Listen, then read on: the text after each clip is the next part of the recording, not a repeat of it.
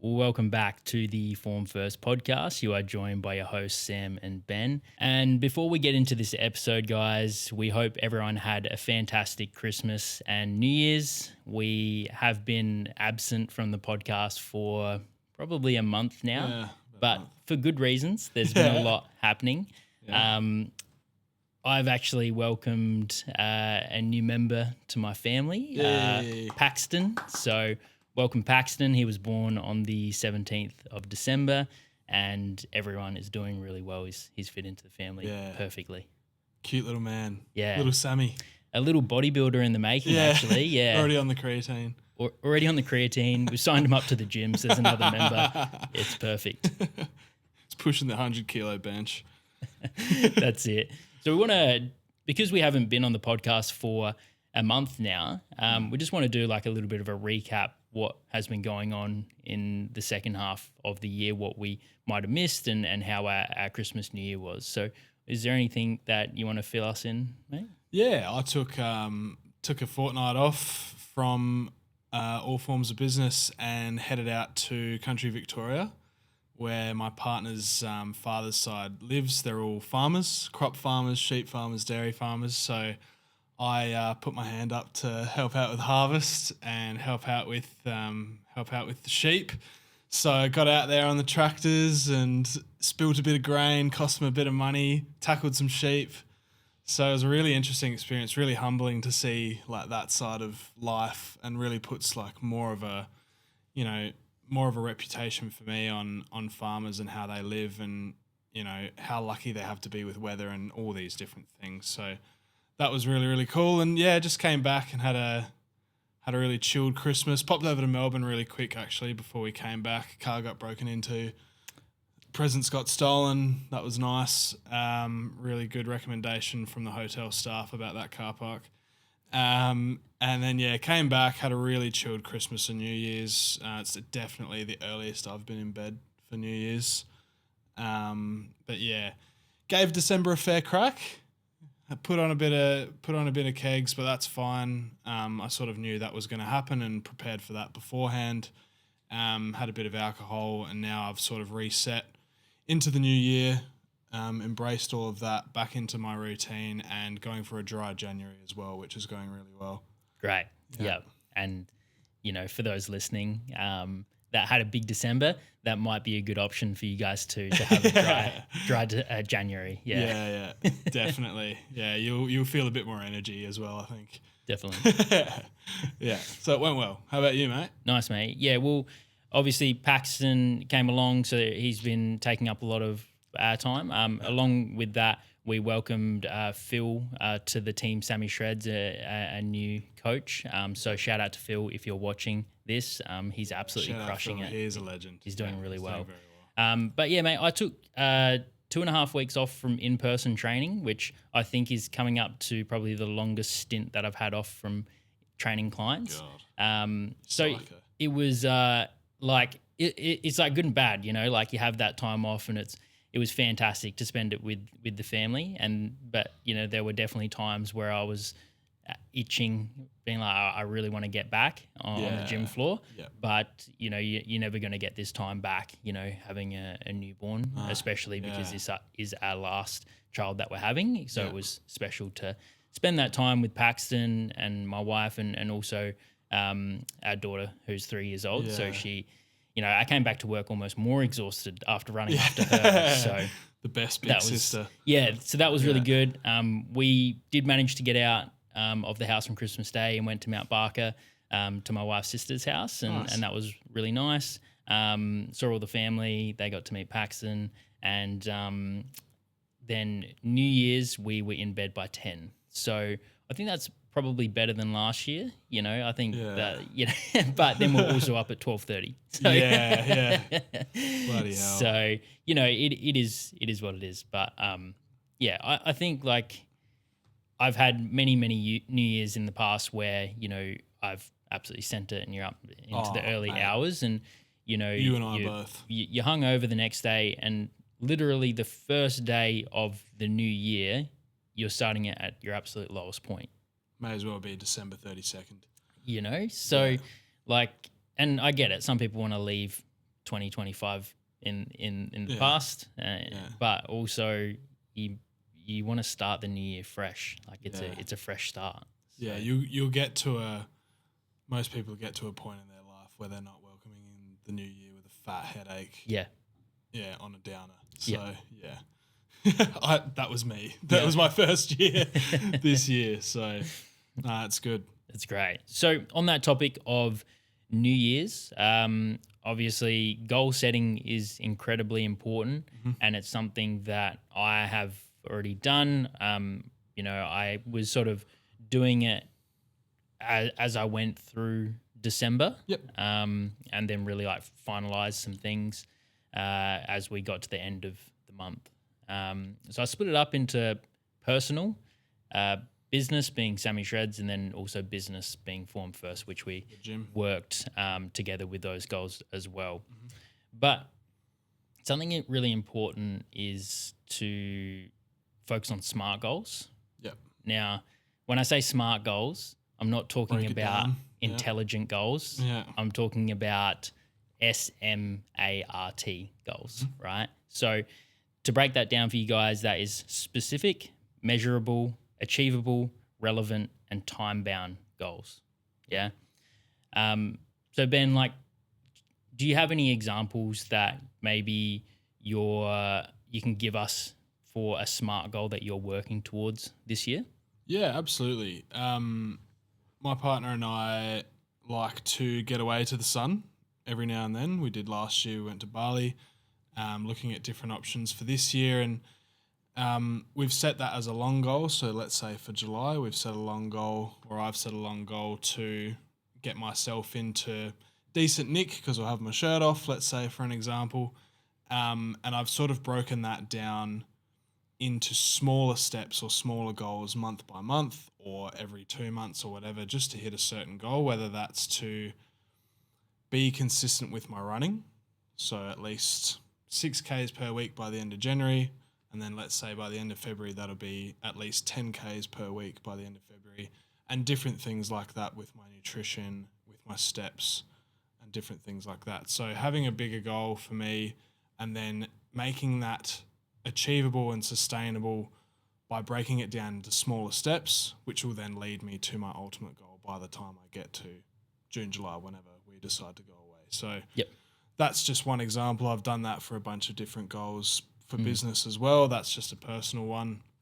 So if I want to get a certain amount of reviews or followers by a certain point in the year, then I'll work around it the same type of way where I want to be more consistent on social media, or I need to go to events, running events, to get my name out a bit more.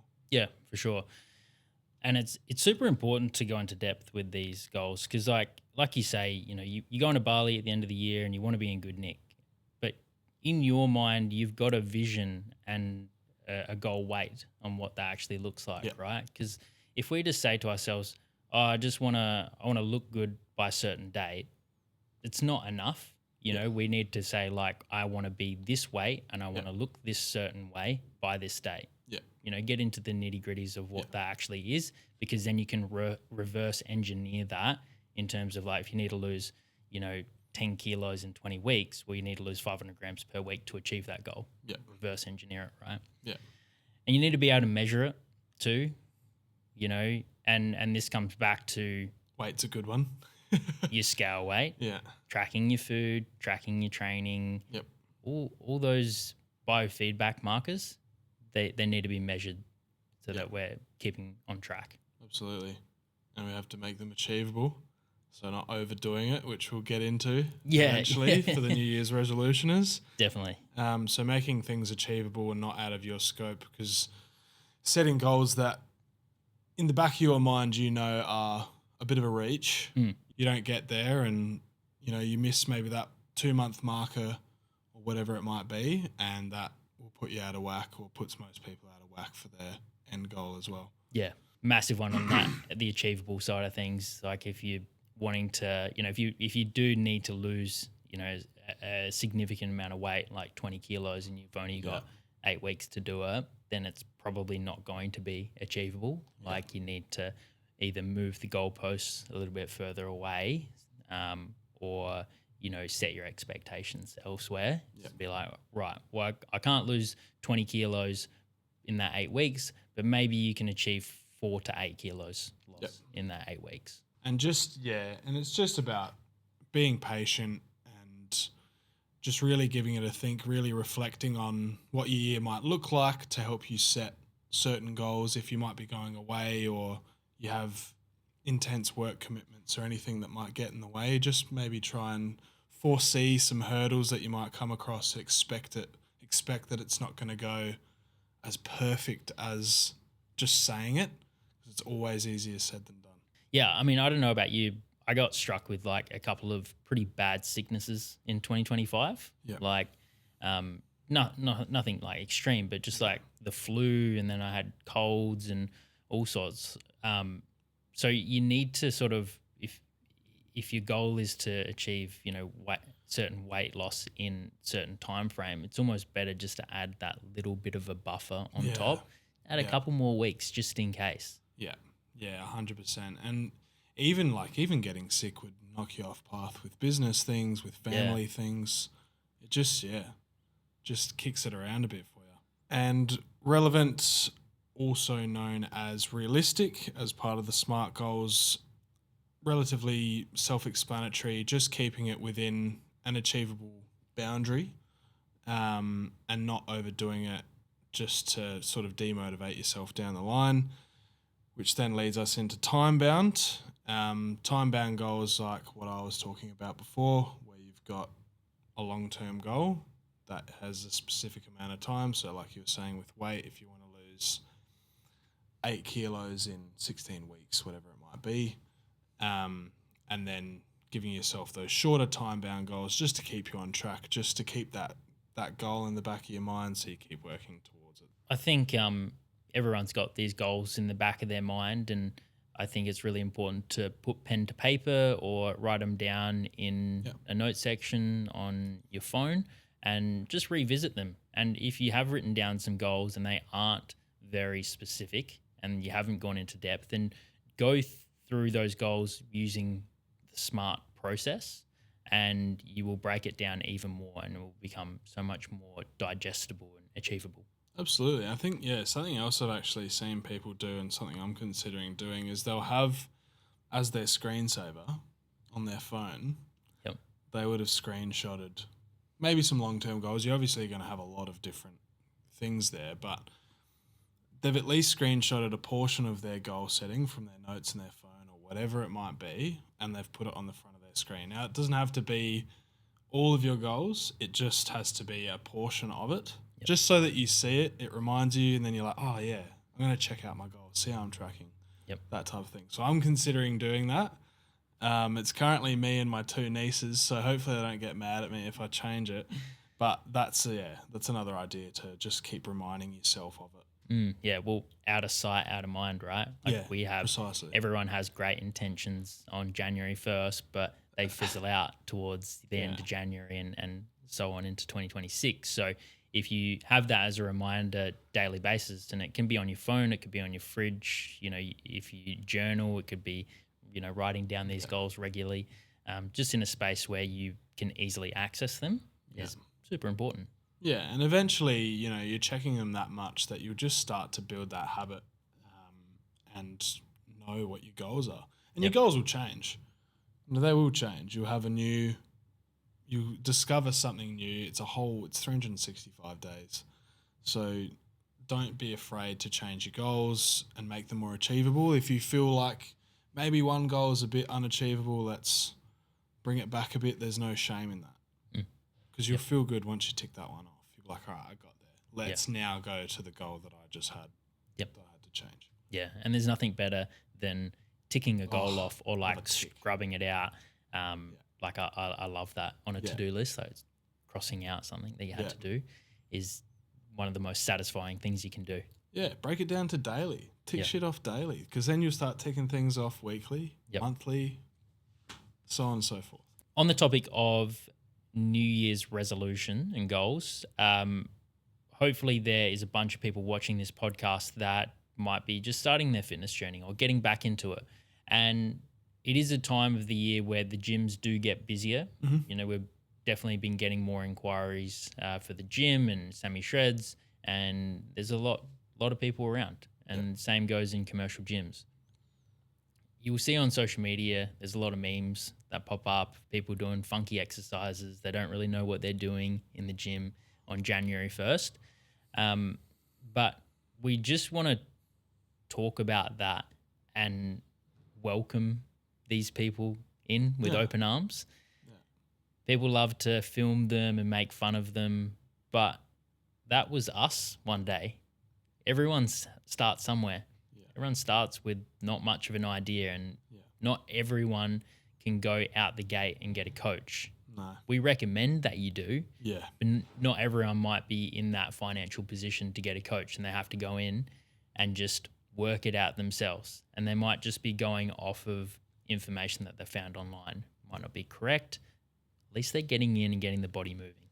Yeah, absolutely. It can be a terrifying thing. Like anything starting new is terrifying, but starting in somewhere like the gym where there's nowhere to hide in terms of other people seeing you, you don't know how to operate around a gym. They're walking around not knowing where things are, not knowing what things do, doing chest press on a leg press machine, like different things like that. It's terrifying. It's a terrifying experience. And, you know, most people will talk about that. When they do start up with a PT, it's just like, I have no idea what I'm doing. I don't know how to walk around a gym. I don't know how to lift weights safely. I don't know technique. I don't understand any of it. So like Sam said, making space for those people because you were that person once, just because you're now, you know, addicted to going to the gym at 5 a.m. and you've nailed everything, you got to remember where you started, because you certainly weren't that when you started. Everyone starts out at the same place, no matter how many videos you watch. You get in the gym in that environment when there's lots of people around, the music's gone, there's people with mates there. It's a whole different experience. Yeah, absolutely. And if you see someone in the gym that is struggling, you know, they might be doing an exercise incorrectly or they can't find an attachment for the cables, help them out. Yeah. Give them a hand. Really appreciate it. You know, if you're watching this and you are a trainer, you absolutely have to do that. Yeah. You know, that is part of the job, even if you're not actively on the clock and you're not trying to convert them as a client. It's in your best interest to help these people out. If you're just a general gym goer and you think you can help them, then just give them the 2 cents. Hey, I'm not a trainer, but, you know, you might be doing this incorrectly. Preface that you're not a trainer. Yeah. Yeah, I think, you know, if you are a trainer and you're going to approach somebody like that, maybe don't approach it as sort of selling yourself. Maybe let that come a bit more naturally if that's where the conversation goes and they're sort of inkling towards, they might want some help. Just give them a couple of tips. They'll remember you.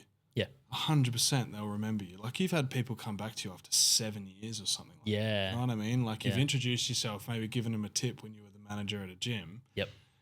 And they're like, what was that guy's name? Oh my God, Sammy Shreds. Yeah. I'm going to hit him up, and you've probably got heaps of clients that way. Yeah, well, funnily enough, that's how I started building my client base. Yeah. I used to go around the gym just chat at Zap Edwardstown and Zap CBD, and I would find people that they might not be doing an exercise completely wrong, you know, but they might be doing it in a way that I could optimize it a little bit. And I would always go up and be like, hey, mate, do you mind if I just talk you through a couple of tips, what I would recommend to optimize this exercise?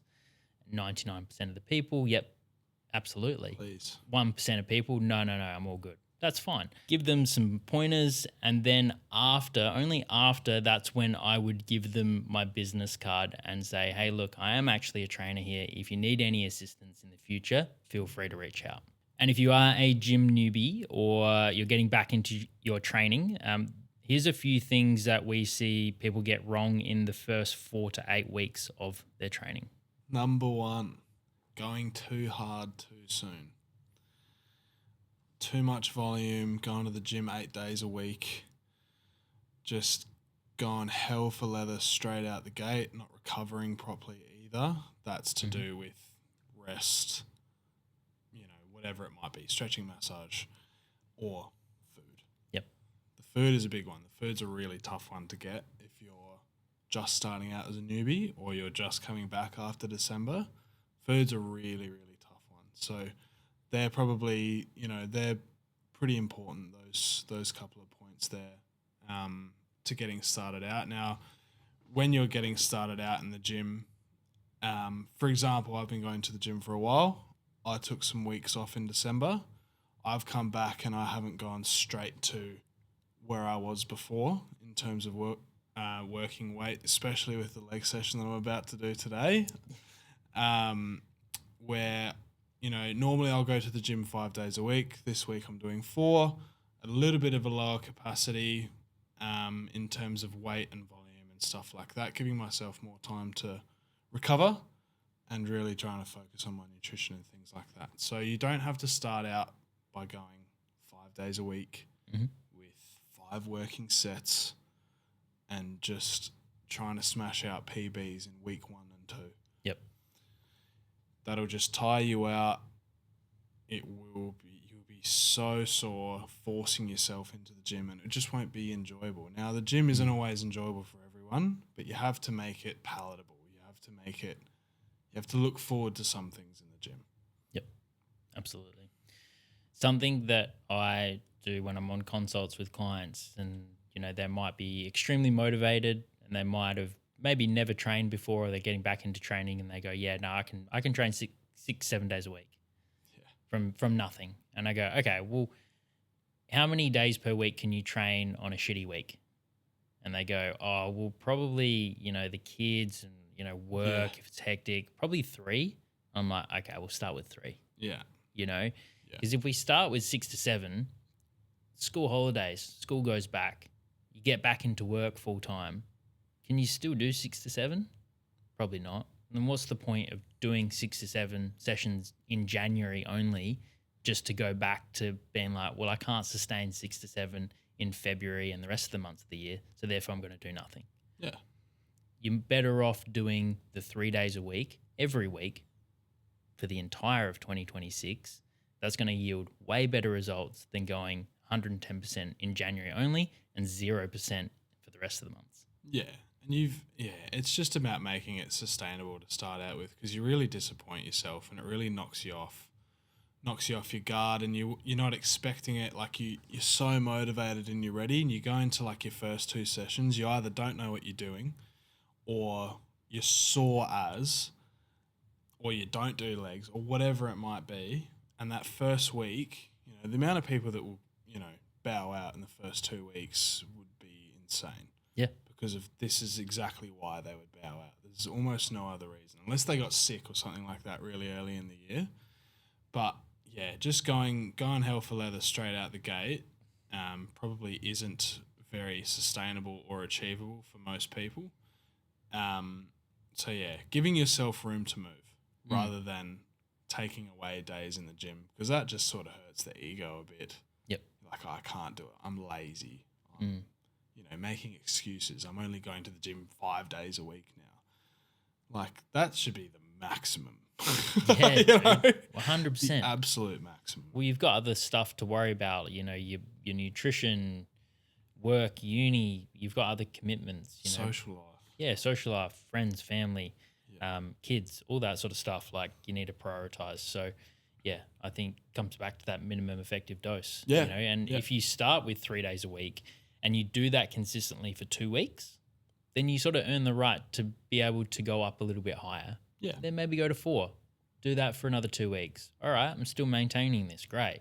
Go up to 5. Do that for another 2 weeks. If you've nailed that, fantastic. That's like the gold standard. Yeah. You don't really need, like you said, you don't need to be training more than 5 days a week. If you want to do more, go do some cardio. Yeah. Do something different. Yeah. Or reevaluate your intensity in your workouts. Maybe you can push harder in those workouts that you're already doing. Yeah, exactly right. And it's just about making sure that you can stay consistent and making sure that you don't go sour on the gym. Like, you're already going to a busy gym. It's already intimidating. You're trying to build those there's all these external factors besides your own internal factors that can persuade you to not go to the gym. So just start out with a low number and that's it. If you progress up, you feel so much better about it rather than starting high and going all the way back down. And on that note of training enjoyment, we see a lot of people wanting to change up their workouts really often, or maybe it's even just a nutritional approach change up too. Yeah. People get bored, and the reality is, resistance training, hypertrophy based training, fat loss, it is boring. It can be a bit boring at times, but it's what gets you the best results, So sticking with a certain program for a prolonged period of time, as we've spoken about on the podcast before, we recommend a minimum of 8 weeks on a program so that you can get better at your chosen movements and apply progressive overload. And the same goes with nutrition. Now, you can obviously change up your meal plan, but I'm talking more so about, right, I'm going to focus on doing a high protein diet for the first week. I didn't see the results. So next week I'm going to go keto. Oh, that didn't work. I'm going to go carnivore the next week. Changing up the entire approach when you haven't given your body enough time to actually adapt. A lot of the time, personal trainers will give out a meal plan. It'll have a calorie goal. It'll have a micro goal and things like that. Now, it is best for consistency's sake, if you're not as experienced, to stick to pretty much exactly that. If you can hit 70 to 80% of that in your first 2 weeks, that is unreal. Like my first 2 weeks, I was probably at 30%. You know what I mean? So if you're able to just stick to exactly what's on your meal plan, the foods, you'll know what you've ingested. You'll know how much you've ingested. You don't have to spend half your day on MyFitnessPal figuring out if this is the right rice bubbles from Kellogg's. Like different things like that. So at the end of the day, though, if you become consistent with that, that is a framework. You can, let's say, breakfast, lunch, I'm going to keep it the same. But dinner, that can change. Once you start to get an idea of what you're eating and you start to get a bit more educated, but just at the start, just make it easy for yourself. Yeah. Like, it might be boring, but that's where you get the results, and the results are fucking fun. They're so fun when you get those results. And then that makes you want to go back and do a squat. Yeah. And it makes you want to go up in weight and be like, okay, this is what's, building my glutes. I want to go and do a squat and let's put it up 5 kilos, smash it out, and then you'll start to enjoy the gym. That's how it went for me. Yeah. Yeah. Yeah, it's not like people think about going to the gym and they think like, from people that don't go to the gym's perspective, they think, oh, you go to the gym because you enjoy it. And it's like, well, no, it's actually the results and how it makes you feel. That's the addiction. And that's why you go. Being in the gym and you're on your 8th rep of 10 reps of squats, you absolutely hate it. like, why am I even here? But then afterwards, the endorphin rush, the feeling that you get and just the way it makes you feel that's what you get addicted to. Yeah, and if I was to, let's say you're a runner who you've now been told by your podiatrist that you have weak calves and weak hips or whatever that might be, and you're trying to get into the gym, it's a similar thing to a runner's high. When you're doing your 10K prep or whatever you're doing and you're 3 minutes away from finishing your run and you're absolutely dying, you hate it. Don't lie to me, you hate it. I hate my 8th rep of my hack squat. You hate your 8th kilometre of your 10-kilometre run. Yep. After that run, it's called the runner's high, and you're just like this splash of endorphins and you just feel great, and it's the exact same thing in the gym. Exact same thing, and that's where the enjoyment comes from. And then you might get to a point where you do enjoy coming to the gym because it's part of your routine. And it's just maybe you make some gym buddies, or you get this great PT, Sammy Shreds, for example. You're like, yes, get to see Sammy Shredder today, can't bloody wait. So good. So that, get consistent first, stay in it, and then you will start to navigate it really well and figure out what you like, what you don't like. You don't need to do these funky ass exercises when you start out. Keep it simple, stupid. Yep. Keep it simple. to start with, so that you can just learn the basics, get all the technique right, don't hurt yourself, staying consistent with all that and not changing up the movements. Your body's more prepared for it and you won't injure yourself. You'll stay in it. That's just, that's newbies 101.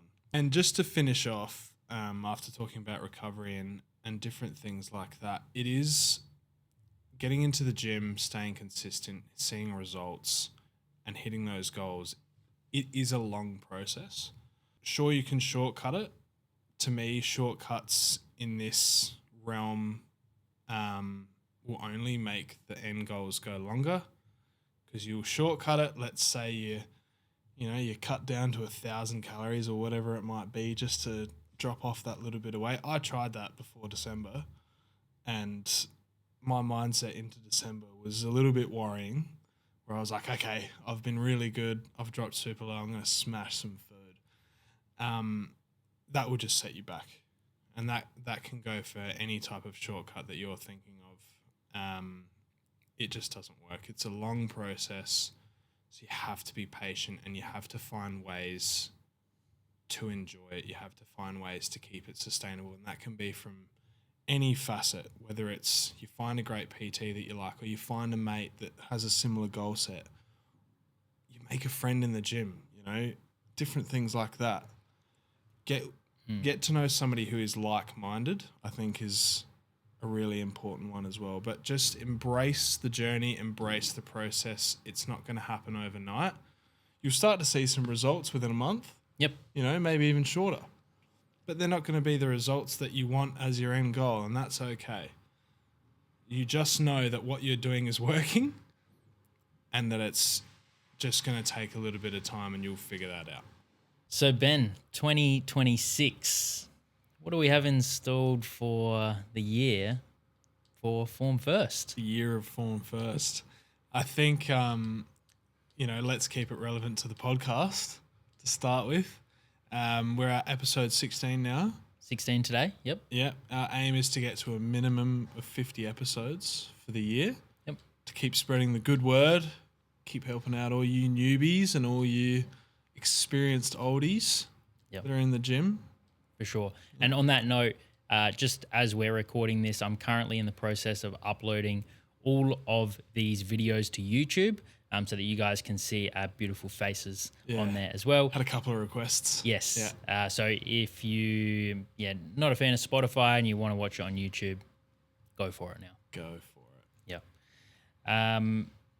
On the topic of social media, we are looking to grow our social media, so our Instagram and our Facebook. So if you have not followed Form First Studio, please go ahead and give us a like and a follow. It means a lot.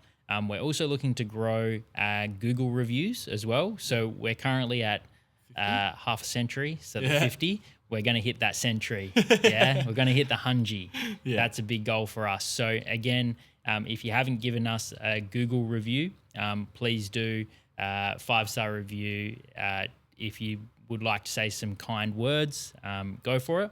And Spotify as well, if you could also rate the show, give us another 5-star rating there. We're asking a lot, but we're also giving you guys a lot too. So I think it's a fair trade. We have also got a social media manager on board to help us out with socials as well. So Alyssa, so if you have seen us be more active on socials recently, it's not actually us, it's Alyssa. So shout out to Alyssa. You're doing really well, and we're looking forward to seeing what we can achieve in 2026. Can't wait. Another really exciting thing is that we are in the market for a head trainer to lead up the training here at Form First and to take on a lot of our leads.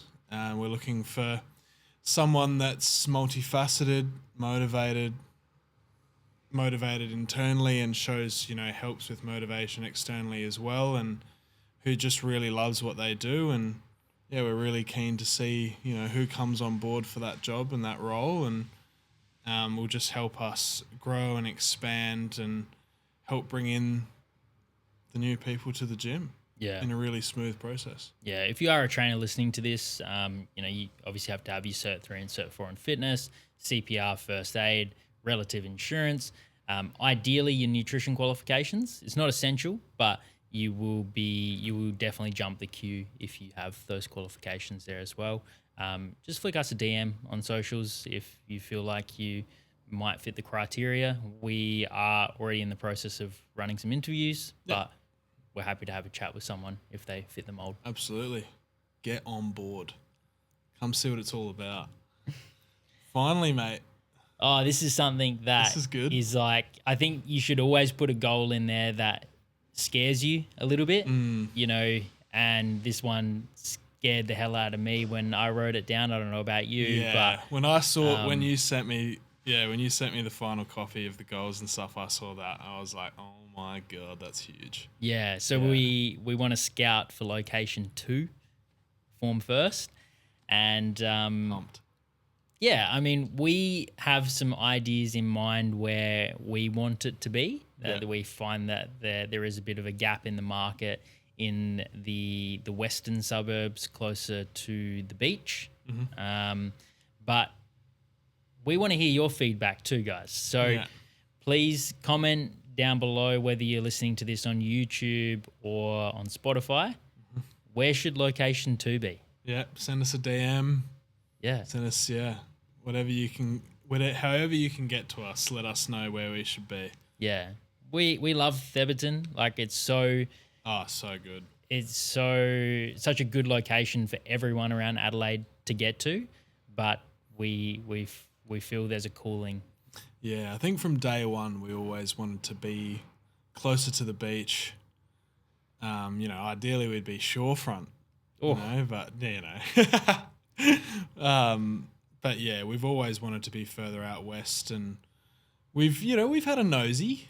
A few places up. Yeah, we've had a little look-see, but won't be sharing too much info on that soon. But yeah, really, really exciting to start talking about that. Can't believe it's almost already been a year and a half. Crazy, man. As part of this journey. So can't wait to go for another 10, 20. I mean, it's a great example of don't put off your goals any longer, because sooner rather than later, it will be a year and a half down the line. Yeah. And that business that you didn't start, or the 10 kilos that you need to lose, never happened. You'd have to start now. Just got to do it. Yeah. Rip the Band-Aid off and do it. Fully send it. Thanks for tuning in for what was episode 16, guys. It's great to be back on track, and we look forward to the next 34 episodes to reach our goal of 50 episodes for the year. Make sure you rate the show on Spotify and subscribe on YouTube, and we hope to see you on the next episode. Bye. See you guys.